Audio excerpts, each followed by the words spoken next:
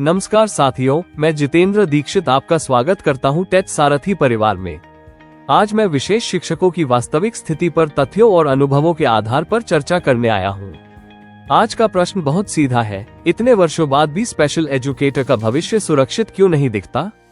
जब सर्व शिक्षा अभियान की शुरुआत हुई तो पहली बार यह स्वीकार किया गया कि दिव्यांग बच्चों को शिक्षा की मुख्यधारा से बाहर नहीं रखा जा सकता।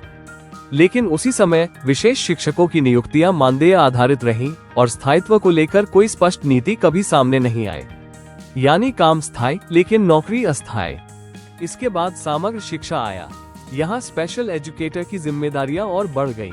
अब उनके कार्यों में शामिल हो गया CWSN की पहचान, IEP बनाना, होम बेस्ड एजुकेशन, असेसमेंट, सर्वे, रिपोर्टिंग, ऑनलाइन पोर्टल्स पर डेटा एंट्री। लेकिन यहाँ भी न तो भविष्य निर्धारण हुआ और न ही सेवा सुरक्षा की कोई स्पष्ट व्यवस्था बनी। समावेशी शिक्षा की जिम्मेदारी भी स्पेशल एजुकेटर पर आ गई।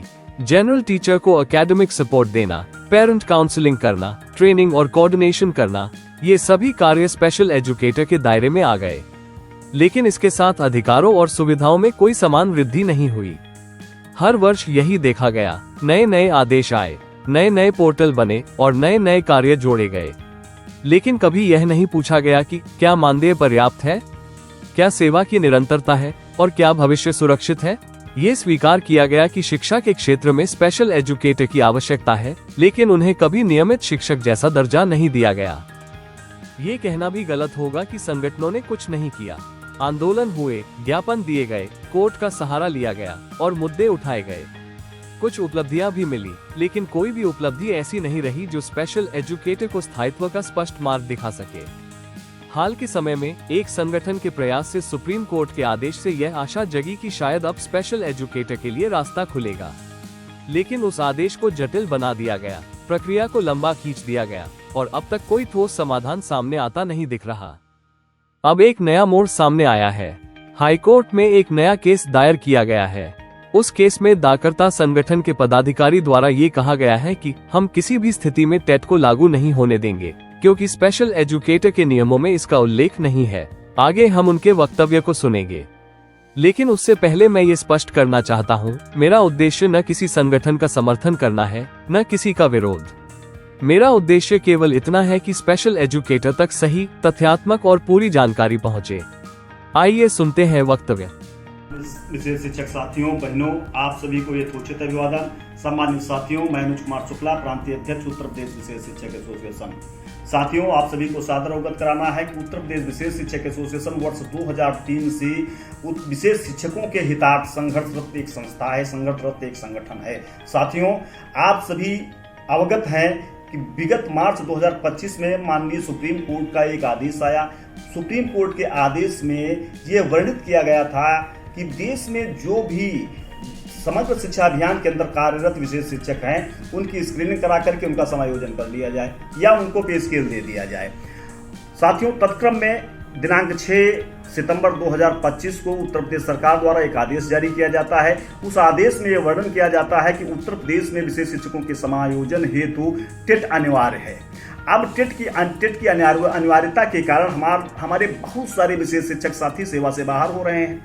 साथियों, उत्तर प्रदेश विशेष शिक्षक एसोसिएशन की सिर्फ इतनी मांग है कि भारतीय पुनर्वास परिषद द्वारा जो निर्धारित योग्यताएं हैं, उन्हीं को लागू करते हुए विशेष शिक्षकों का समायोजन कर लिया जाए। साथियों, पहली बात तो यह है कि जिस समय हमारी नियुक्ति हुई थी, उस समय आपने यानी सरकार ने जो भी योग्यता मानी, जो भी योग्यता निर्धारित की, हम लोगों ने सारी योग्यता को पूर्ण किया और उसके पश्चात हमारी नियुक्ति हुई। और बात रही कि आरसीआई की, तो आरसीआई ने आज तक टेट अनिवार्यता के विषय में सोचा ही नहीं।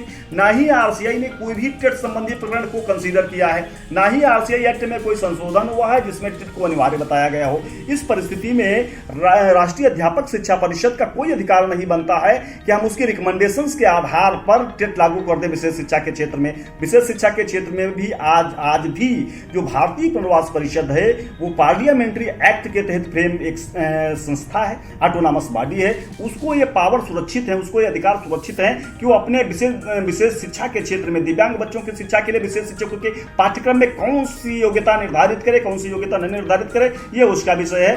तो इसी के क्रम में हम लोग हमारी टीम ऑनरेबल सुप्रीम कोर्ट गए थे। दिनांक 17 नवंबर 2025 को सुप्रीम कोर्ट ने हमारे केस की सुनवाई करते हुए ये कहा कि मामला सर्विस कंडीशन से रिलेटेड है, इसलिए आपको आपके जो ज्यूरिडिक्शनल हाई कोर्ट है उसके थ्रू आना चाहिए, और इसलिए हम आपको ज्यूरिडिक्शनल हाई कोर्ट जाने की लिबर्टी देते हुए आपका केस डिसमिस करते हैं। और उन्होंने वो केस को डिसमिस किया, ऑनरेबल सुप्रीम कोर्ट ने केस को डिसमिस किया, और हम आ करके ऑनरेबल हाई कोर्ट का दरवाजा खटखटाए। ऑनरेबल हाई कोर्ट के समक्ष हमारी जो याचिका है वो विचाराधीन है। हमारी याचिका जैसे ही फाइल हुई, कुछ लोगों द्वारा उसमें कैबिनेट दायर करके 3 वकीलों को खड़ा किया गया, और ये बात बताई गई कि ये संबंधी मामला जो है माननीय उच्च न्यायालय में चल रहा है, ऐसा करके। अब आवश्यकता थी जहां पर हमारे विशेष शिक्षा के क्षेत्र में टेट अनिवार्यता के विरुद्ध एक युद्ध चल रहा था, उसमें समवेत स्वर में आवाज बुलंद करने की जहां पर बात होती थी, वहां पर ही पहले ही चाहे जुडिशरी से हो या फिर कहीं हो, ये एक विद्रोह की बात आ गई कि नहीं हम जो है टेट अनिवार्यता ही चाहते हैं। हमारा संगठन, हमारे साथी, हमारा उत्तर प्रदेश विशेष शिक्षक एसोसिएशन सदैव इस टेट का विरोध करेगा और करता रहेगा। हमें किसी भी स्तर पर संघर्ष करने की आवश्यकता होगी, आप लोगों के सहयोग के माध्यम से संघर्ष करेंगे, और हमारी कोशिश यही है कि अंतिम क्षणों तक हम विशेष शिक्षा के क्षेत्र में ये जो हमारा टेट है इसका विरोध करेंगे। और हमारी कोशिश है, जो हमारे नॉन टेट भाई हैं, हमारा किसी भी टेट वाले साथी से कोई विरोध नहीं है भाई, टेट वाले साथी हमारे साथी हैं, ये उनकी अपनी एडिशनल योग्यता है, कोई बात नहीं है। लेकिन हमारी फील्ड में स्पेशल एजुकेशन के क्षेत्र में टेट अनिवार्य किया जाना एक दुर्भाग्यपूर्ण है। हम इसका पूरे तन मन धन से विरोध करते हैं, प्राणपण से इसका विरोध करते हैं। हम चाहते हैं कि ये हमारी विशेष शिक्षा के क्षेत्र में टेट को अनिवार्य न बनाया जाए। जय हिंद, जय विशेष शिक्षा। आज स्पेशल एजुकेटर की स्थिति यह है, योजनाएं बदली, नाम बदले, जिम्मेदारियां बढ़ी, लेकिन उनका भविष्य आज भी एक प्रश्न चिन्ह बना हुआ है। यह वीडियो किसी के खिलाफ नहीं है, बल्कि विशेष शिक्षकों के पक्ष में सच्चाई सामने रखने का एक प्रयास है। अगर आप स्पेशल एजुकेटर हैं या शिक्षा से जुड़े हुए हैं, तो इस चर्चा को समझिए, सोचिए और जागरूक रहिए। धन्यवाद। अगर आपको ये जानकारी उपयोगी लगी हो तो इसे जरूर साझा करें। वीडियो को लाइक करें, शेयर करें, टेट सारथी चैनल को सब्सक्राइब करें। धन्यवाद।